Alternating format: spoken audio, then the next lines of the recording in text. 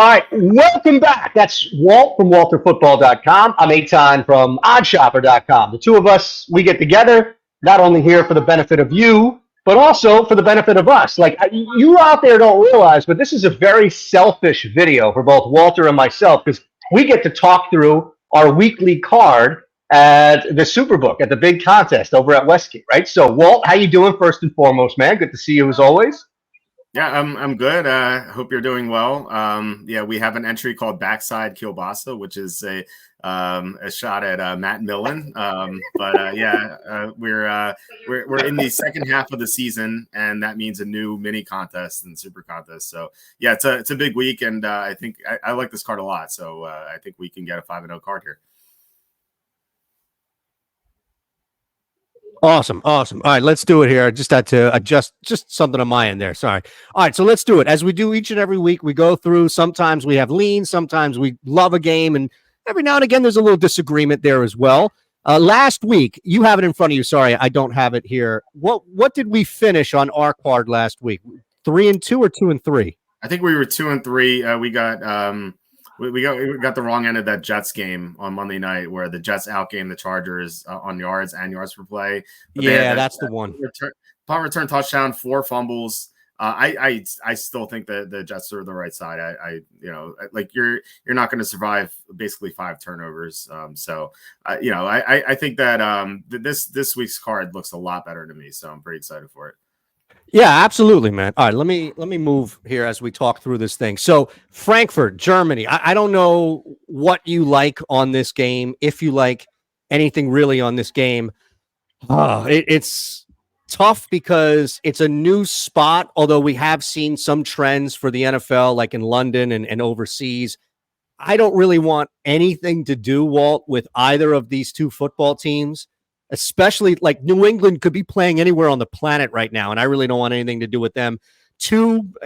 We have to go contest lines here as always, but I have nothing on this football game.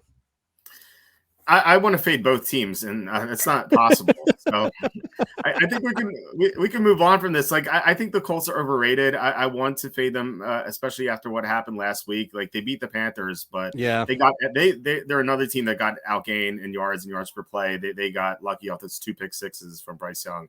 But the Patriots are just an abomination. Like they've covered the spread, I believe, once since week 2.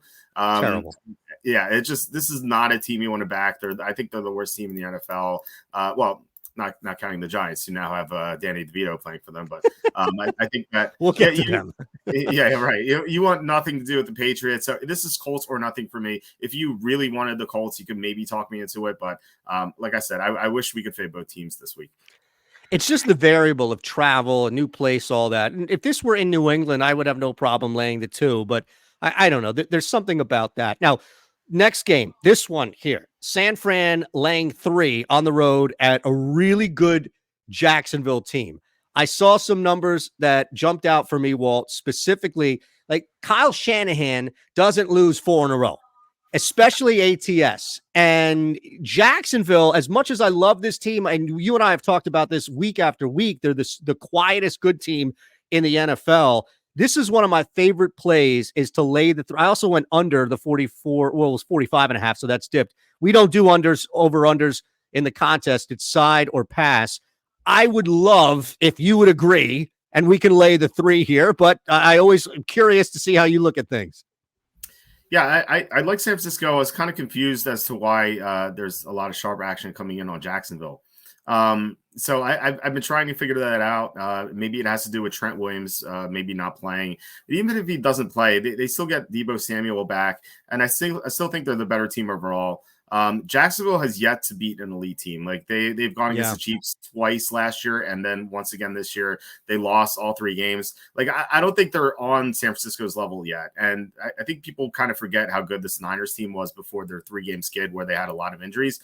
Let's just say, like, if those injuries never happened and this team was, instead of 5-3, if they were like 7-1 or 6-2, I think this line would be above 3. I think it'd be like 3.5 or 4. So you could argue that we're getting a bit of a bargain here. So if you like the Niners and it sounds like you do, I'm good to put them on the card. I saw these numbers here just with Shanahan specifically. And again, look, trends are trends. I understand that. 6-1 ATS coming off 3 consecutive ATS losses, 4-0 on the road against the spread, 5-1 when coming off 3 or more losses in a row against the spread. Just difficult for me in a spot with a seasoned coach. Look, if this were a guy, an idiot who, Mike McCarthy or even like Dennis Allen or somebody like that didn't have stuff behind him, I think, okay, you can make an argument for it. But sounds like we're both on the same page. So we'll add it. And look, we add. Not every game that we add gets locked in, but I have a feeling San Fran -3 is going to make the card. All right, Houston at Cincinnati. I leave this to you, my friend.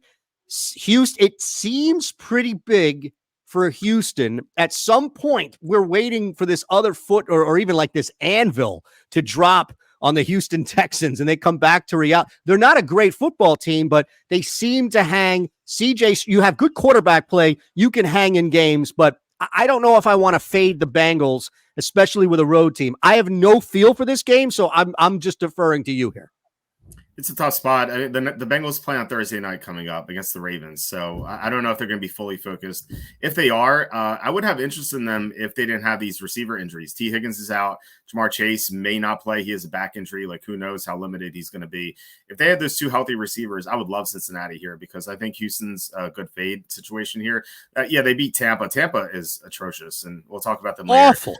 So bad. They're really bad, despite them not having the worst record.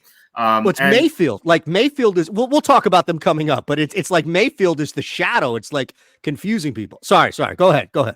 Yeah. So with Houston here, I think people want to bet them. CJ Stroud was amazing last week, but people are quick to forget that the week before they lost to Carolina. So if they couldn't win at Carolina, how are they going to hang with Cincinnati, which looks like they look like a buzzsaw right now. They ripped through the 49ers. They crushed the Bills on Sunday Night Football. Like I said, if they were healthy here, I think it'd be a no-brainer pick, but they're not. And so I don't know if they can cover the spread with who do they have? Tyler Boyd and Trenton Irwin and Andre Usavis. Like it's a rough line to cover. I would still lean towards Cincinnati, but I'm not going to bet this game. I think that makes sense. And again, we don't need to force stuff here. We're trying to win a major contest with a lot of smart, sharp people like yourself. I'm just hanging around. So let's look at this next game. One that I absolutely love on a side here is, well, you take it away because I don't want to lead the witness by any means, but I have no problem, Walter, taking the points here by any means. Yeah, I'd lean that way too. Again, this is the other leg of that. The teams that could be looking ahead to Thursday night, that big game against the Ravens Bengals coming up. And the Ravens already crushed the Browns in week 4. That was when Dorian Thompson-Robinson started. So what's their interest here in beating the Browns again? Now Deshaun Watson's going to play. There's that, but my concern with the Browns is that Watson may not be 100% with that shoulder. I don't think he was very sharp last week, and they had a very easy matchup too. Like this is obviously much tougher, but I would lean toward Cleveland as well. I think this is gonna be a close game. The Browns defense is awesome, and I think this is gonna be. I feel like this is just gonna be a low scoring game, like 20-16, 17-16, something like that. And so I think you're on the right side with Cleveland plus 6.5. Look, Lamar, I didn't realize it was worse as the teams get better, but Lamar not great as a division favorite. I saw 3-8 and then 1-5 versus 500 or greater teams. This is a great spot, I think, for Cleveland's defense. But the problem, of course, as you alluded to, is Deshaun Watson and his health right now. If Deshaun is healthy, I think this is a no-brainer for me. I'll take the 6.5. You've done the math on teams, line 6.5. Versus getting those points. Stefanski, really good spot here as a dog of +3 or more, especially coming back the second time around. Just feels like, Walt, a lot is working in Cleveland's favor, except, of course, Deshaun Watson. So I'm going to put up Cleveland if you're okay with that, and we can kind of sift through and see if that makes the final card. Yeah. By the way, Lamar Jackson, you mentioned some of his stats. He's 19-29 against the spread as a favorite of 3.5 or more. Just in his career. This career, yeah. It's amazing that they can look so good, so efficient on both sides of the ball. Lamar's got an MVP candidacy here, and yet they just find ways to maybe not lose but not cover, and 6.5 is a big number. I get that. All right, so I'm laughing because I couldn't believe this one. I saw this line open up at 3, and I thought, okay, there's no way it's going to stay at 3. It's probably going to move. Even my son, Walt, is pissed off at me that I took the Steelers -3. Nobody in my house wants to talk to me anymore because here I am trying to get ahead of a market. I took a -3. Where do you stand on this one? So if Green Bay was healthy, I'd like them. They have a lot of injuries. Like Jair Alexander is going to be out in this game. A couple of their other defensive players can be out as well. One of their offensive linemen could be missing too.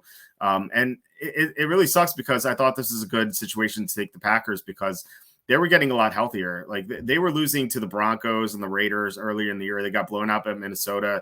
They were just not healthy at all. And here, I thought that, last week when they got almost everyone back, like they looked very sharp against the Rams. I know it was close for a while, but they outgained the Rams by like 200 yards. Like it wasn't close, like on the stat box.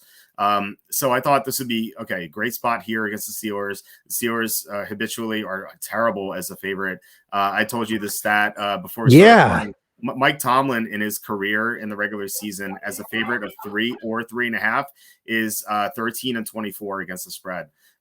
So they're just really bad as a favorite. So I thought this would be a good situation to take the Packers. But like I said, now Alexander's out and a bunch of other players may not play. So this is going to be like the Packer team that lost to the Broncos and Raiders. So it sucks that this is like a lost opportunity to take the Packers. But then again, maybe it's a blessing in disguise because we don't have to worry about Jordan Love, the kind of surviving Pittsburgh's defense. Look, I'm like a minute or two away from just cashing out this bet. And the beauty of it is that I actually bet it -3, -110 on DK. So my cash out is like, I only lose like $3 overall. And I just want you to know, you have successfully talked me into now a cash out. I never cash out, especially ahead of time, but you have now successfully talked me into debating whether or not I should cash out this bet and a heavy lean of just not betting this game, brother, and just sitting back and saying, thank God I don't have a side on either of these two awful quarterbacks. Well, I hope you don't yell at me too much when the Steelers win 20-3 and you didn't win the money. Never, my friend. You've won me more money than lost overall between our videos and what you do on the site. So absolutely, man. No, absolutely. And all right, let's hit this because I do want to show everybody too just what's going on with WalterFootball.com. So I'm going to bring the site up, and why don't you just give a nice little rendition as we talk about everything going on here. And you guys kill the draft. Like, first and foremost, you kill the draft. But look, we have a DFS community that watches. We have confidence pool people that watch. So we do a lot of stuff here with Walter Football. You do a lot of stuff at WalterFootball.com. College football picks. You do everything on your site. Yeah, we're winning in college football this year. Those picks have gone well. We do fantasy football rankings. We grade every signing, grade every trade. We have mock drafts for 2024 and 2025, picks against the spread that are updated throughout the week. You mentioned the draft too. I think we only missed on one prop bet for the draft in the past 2 years. Amazing. That was the Jalen Carter to Seattle, and I think Seattle changed their minds. But I remember texting you about Hendon Hooker to the Lions on day 2 of the draft. I even said, the Lions are not going to take him with their first pick, but in the second day, but they're going to take him eventually if he's there. And that was a great play. I think it was like 10-1 or 11-1 or something like that. So we hit a bunch of props like that. We had Jahmyr Gibbs to the Lions and et cetera. So all that is for free at WalterFootball.com. So check us out. It's amazing, man. Well, we'll keep updating you on the site here throughout the video, but we have to just let you know, especially if you're doing anything NFL related, how you're not on WalterFootball.com. And it's amazing because, there are cappers in Vegas. There are people in Philadelphia media and just I'm on social streams or just talking. I was doing something for VSiN, and one of the producers was like, hey, I really like that video you do with Walter. Everybody knows you, man. And I wish, I know I'm inflating your ego even more. Trust me, I would rather do the opposite, but I can't. It's amazing how much headway and how much ground you have staked in the betting world and DFS and others as well. So just a reminder out there, if you're not on WalterFootball.com and you're trying to win money, you're doing it wrong. Dennis Allen and Derek Carr, I sound like a broken record, but individually, these are men that you must fade when they're laying points on the road. The fact that they're with the same team right now, 2.5, great. I bet them on the money line, Minnesota to win this game. I understand 2.5, 3.5. You need kind of a really good explanation on why you would do that. I would love to add Minnesota. Points is what we'll have to do here, but I cannot trust Dennis Allen and Derek Carr. Now 2-6-1 ATS. Dennis Allen has like a 26% chance to cover career as a favorite on the just as a favorite. This is a bad spot. Minnesota has life now. They found a quarterback for like a couple of weeks. Walt, come on. You know what's interesting here is that I agree with the sentiment that you don't want to back Dennis Allen or Derek Carr as a favorite. Like, they've both been terrible. Derek Carr in his career as a favorite of 3.5 or more is 6-19 against the spread. Come on. But this is not 3.5 or more. This is only 2.5. And as a favorite of less than 3, Derek Carr is 12-9 against the spread in his career. So like not as lucrative here under 3. That's why like 3 is the major key number. Real quick. Are those road games, home games, or just combined? Those are all games in. Okay, just curious. Yeah, Derek Carr as a road favorite in general is 7-13 against the spread with no numbers attached to it. So yeah, they're great fades as favorites. And I would back Minnesota. I don't know if Justin Jefferson plays. I like it. We may not know that by the time we have to submit our card, unfortunately. The thing that bothers me about the Vikings is like, yeah, they have their backup quarterback, but they're playing against the top 10 defense in the Saints. And I don't like backing backup quarterbacks against top 10 defenses. Generally does not end well. And the Saints have a great defense. Then again, the Saints, here's the one thing in favor of Minnesota is that the Saints defense, one of their weaknesses is stopping mobile quarterbacks. They allowed a lot of rushing yards on the ground. We saw that last week with Tyson Bagent. So that's an area where Josh Dobbs could maybe do very well. So yeah, I'm inclined to take Minnesota plus 2.5. I wish this were plus 3. 3 is such an important number, and but then again, maybe there's a reason why this is not 3. I think that the books might realize that the sharps are going to jump all over Minnesota plus 3. So yeah, I'm in favor of Minnesota. If you want them in the car, I'll definitely in favor of it. Let's add them. And you're right. I mean, you've made that point. You made it last week too, where there is always a reason. Like, there's a realistic hesitation behind the books. This is what they do. This is their job. And you just said you would definitely take Minnesota at 3. Clearly, you're not alone. And that's kind of how I would look at it. Again, I'm surprised. No line movement at all, I think, adds even more credence to your theory here about why this is still lined at 2.5. Next up, now we can, boy, I mean, you take away Baker Mayfield's stats. This is the worst team in the NFL, Walt, Tampa Bay. They have the worst defense in the NFL. They can't stop the pass at all. Their run defense is not bad, but they can't really get after the quarterback, and they've been torched all year by opposing offenses. We saw what CJ Stroud did last week, and while I don't expect Will Levis to do something like that, but I mean, we saw a couple weeks ago Will Levis torched the Falcons, and the Falcons have a much better secondary than the Buccaneers do. And we saw both teams play similar games. Like, we saw Tennessee and Atlanta play. And then now we're going to see Tennessee, Tampa. We saw Atlanta versus Tampa a couple weeks ago. That was a 16-13 game. Atlanta won. But remember, Atlanta fumbled twice at the 1-yard line. Right. That easily could have been like 27-13 instead of 16-13. And Atlanta outgained Tampa by a wide margin. And Tampa is, I think they've been living off some of their early wins. And I think people remember that like too much. Whereas like week 1, they beat the Vikings, but they were outgained by a large margin. They lost because Kirk Cousins turned the ball over so much. Week 2, they played the Bears. That was a game where Justin Fields like refused to run for some reason. He ran twice after the first drive. And then their other win was against the Saints when Derek Carr came back too early from that injury. He couldn't throw the ball downfield. Like, they started 3-1, and they, people thought they looked good, but they've lost 4 in a row. They've gotten blown out multiple times. And like I said, their defense is just so bad. I think Tennessee should have all the success here offensively. And I think they have the better defense, and they certainly have the better coach. And Mike Vrabel is coming off extra time. Vrabel off a bye is 6-1 against the spread in his career. And this is not like technically a bye, but almost a bye. So yeah, I like him getting extra time against Tampa. I think Tennessee's a better team, and I love Tennessee in this game. Yeah, I think you're look, this is Mike Vrabel's spot. We've talked about that I put them on there.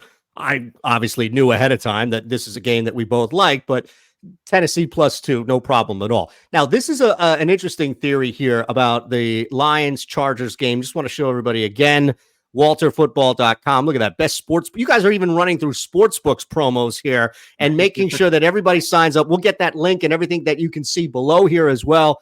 But you're taking care of everybody. We'll harp on the draft. Let you and Charlie brag one more time before we get out of here. Grades. Love that you guys have grades for everything, including firings for head coaches.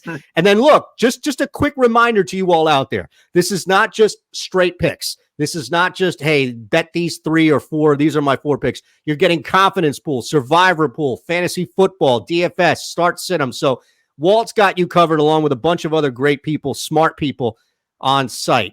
All right. So this is the theory, right? I guess. And I'm going to throw it at you. You tell me what you think. This game opened, I believe it was 1.5. I bet it.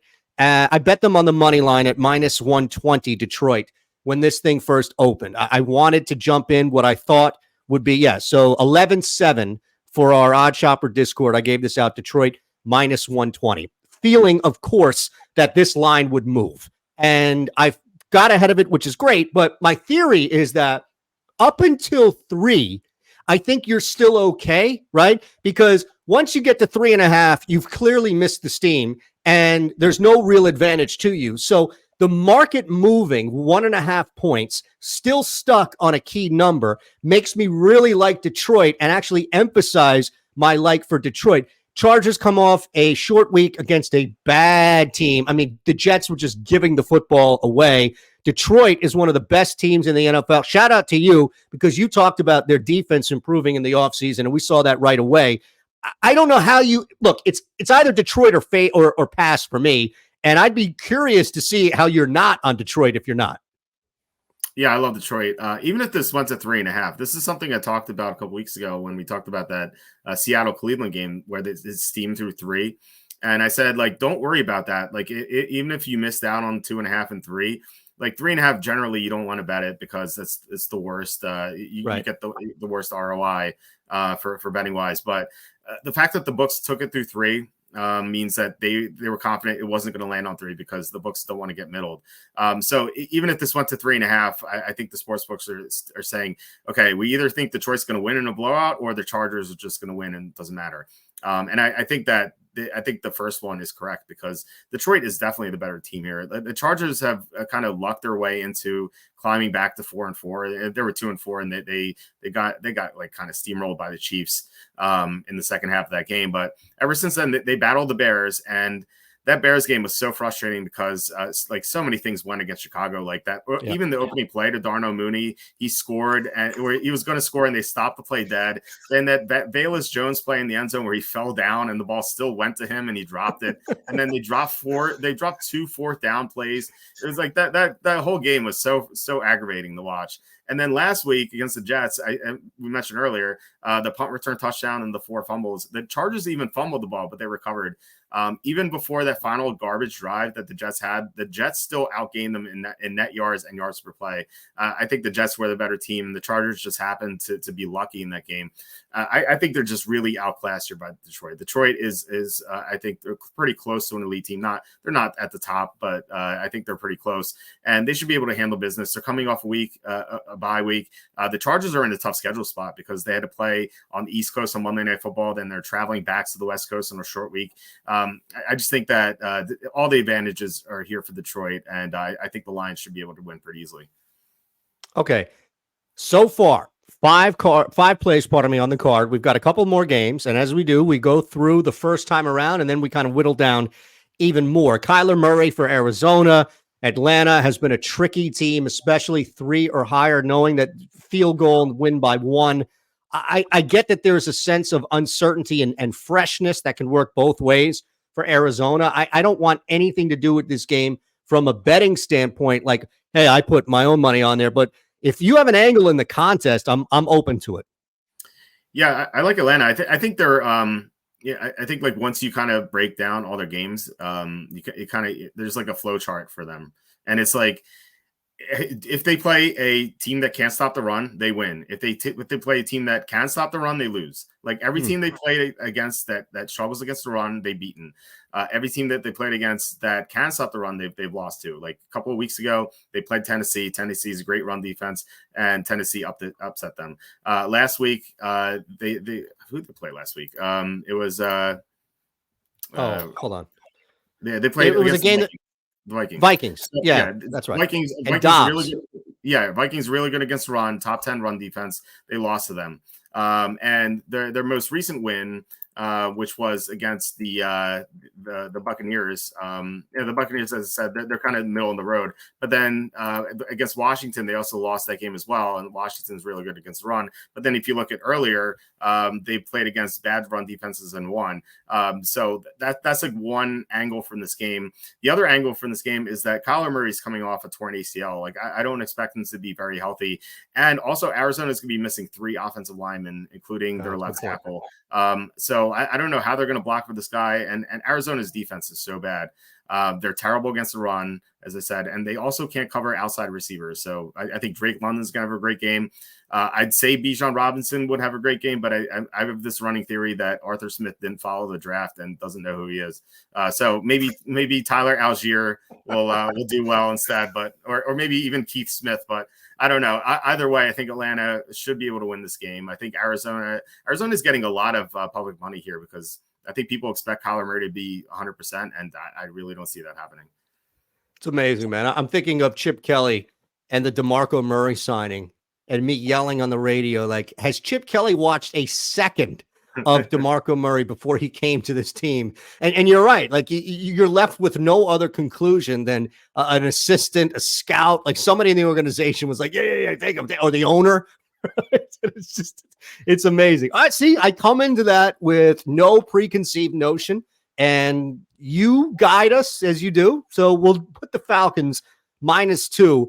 I don't know. I'm sure you have the math for teams lined 14 or higher, maybe 17 or higher, right? I can't imagine that anybody laying 17 or more points is in a favorable spot ATS overall.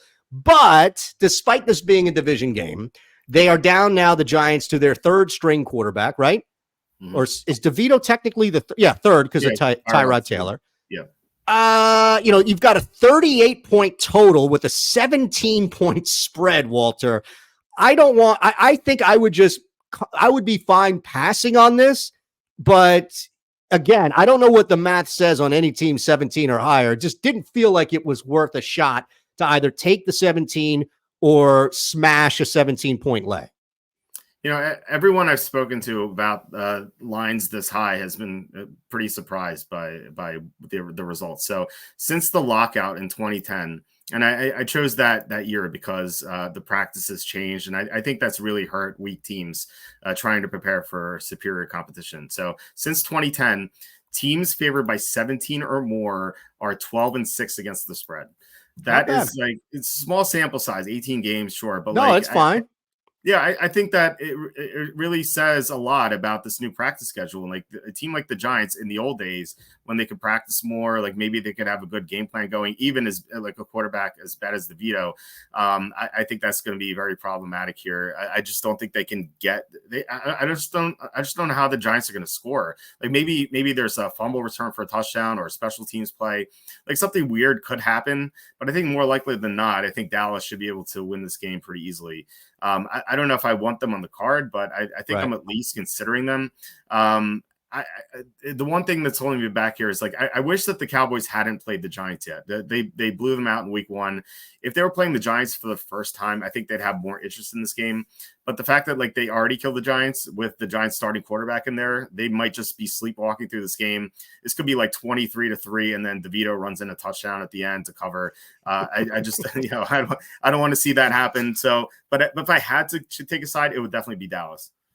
All right. Well, we've got a bunch on here already. It doesn't sound like even at -17, it's going to beat out, Cleveland, San Fran, the Titans, or the Falcons. So I'll leave them off, but I'm cheating because I'm leaving them off knowing that you and I are both, and I'll let you take the mic and go with it, but you and I are both smash happy on a Seattle. Can you explain something to me, Walter? This line opens up at -6 on Sunday. I jump on -6 because I can't in my life, in my own mental world, think how this doesn't move to 6.5 or even 7 when people start to look at Washington, especially inside the box and all. Here's Seattle -6. I know you're on it. I'm on it. Take it away, man. Yeah, one of my favorite angles is take a good team coming off an embarrassing loss. Yep. This has happened a few times this year. The most recent result was when Detroit was coming off that blowout loss against Baltimore, and then they played against the Raiders on Monday Night Football. I believe that we had the Lions in that game, and they won as 7-point favorites. It was 26-14. You could plug in the math for this. So what I did was I looked at teams with a winning percentage of 60 or more coming off a blowout loss, which I deemed to be 24 points. I thought like arbitrarily like that works. So this is dating back to 1989. Like this is as far as my database goes. Teams in that situation are 83-47 against the spread.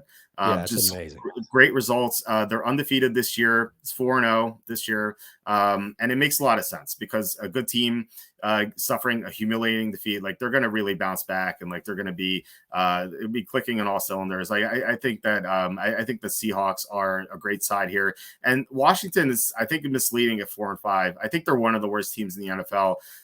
Their quarterback takes a ton of sacks. There's going to be a lot of turnovers in this game. They can't block very well. The running game is mediocre at best. And then their defense traded away their two best players, Montez Sweat and Chase Young. Like they're both gone. And like you would think that they would be punished for that last week, except they were playing the Patriots. And you had Mac Jones throwing to Jalen Reagor. He targeted Jalen Reagor like 7 times in that game. Like, of course they couldn't beat Washington. So it's going to be a lot different this week where you already had a Washington secondary that couldn't stop anyone. Now they have no pass rush to help them. And they're going to be going against DK Metcalf, Tyler Lockett, Jackson Smith-Njigba. Even Jake Bobo is looking pretty good. I think that I'd be shocked if Seattle didn't win this by a large margin. Like I think this is going to be. I think it's going to be a blowout from start to finish. No, I'm with you, man. It doesn't make any sense. And it's not one of these that like, it doesn't make sense. Like Washington's not winning this game. I think we are pretty confident in that one. Okay, 2 to go, the primetime games. And man, what a mess. What a mess.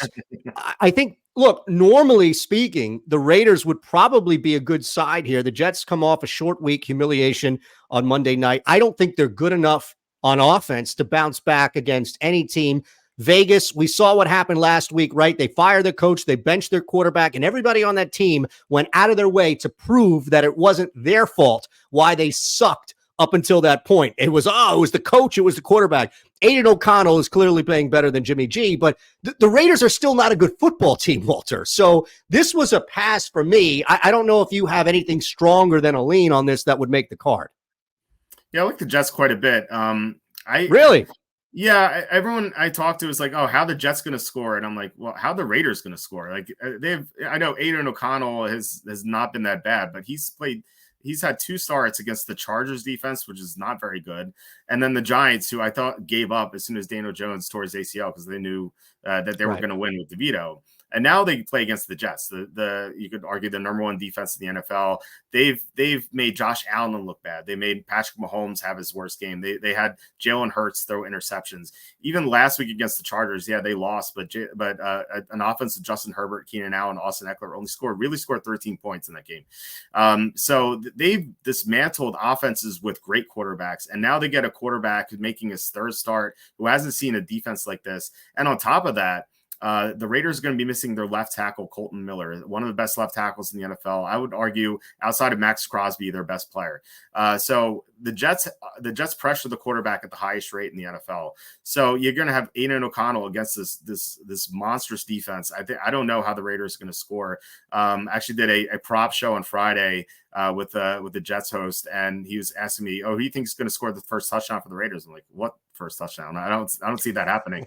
I think this is going to be like a 20-6 game, maybe 17-3, something like that. The Jets aren't going to score a lot, but the Raiders are really bad against the run, and I think Breece Hall is just going to take advantage of that. The Jets are favored, but so that may look unappealing to some people, but I think that I'd be surprised if they don't bounce back. Like I said earlier, they outgained the Chargers in yards per play. I think that's an indication that they're going to bounce back. Okay, here's the question. Have the Jets made your individual card, the Walter football card, the gold card either? Yeah, they're both on the regular contest and the gold card. Oh, wow. Okay. See, this is what happens when I sleep through the call. The Jets -1. Last night. I know, so I feel a little bit better, but I was sick. So there's my excuse. Now, here I am thinking I'm going to get on this line at 7 because it's going to move. How in the world would it not move? It's a little bit different at 7.5, but we have to roll with the contest line, which I believe is 7, correct? Denver and Buffalo? No, it's 7.5 actually. Oh, it is 7. Okay, so I got in at 7 on FanDuel, and that's why, because I saw it at 7, and I figured much better to take the Bills at 7. All right. Now it makes a little more sense on our text convo about why you like Denver, even though they're on the road taking on what should be a markedly better football team. My guess is that you just don't believe Buffalo has any bounce back in them, and they're probably shot. I think so. This Buffalo team really reminds me of, and I don't want to give I don't want to take full credit for this. We had a text chain going with Jacob Kamaker and Quacky Takes, the other two guys that do the super contest with.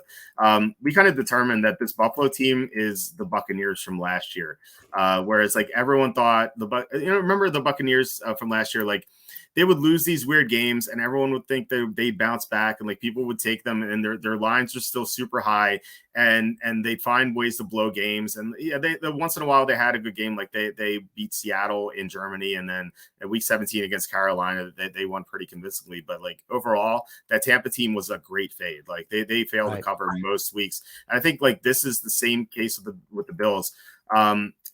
Everyone remembers that 48-20 game they had against the Dolphins, but that was before all those injuries that the Bills suffered on defense. That was the last time the Bills covered the spread. Since then, Amazing. They lost to the Jaguars in London. They're kind of sleepwalking through that game, and so you could maybe excuse that for that.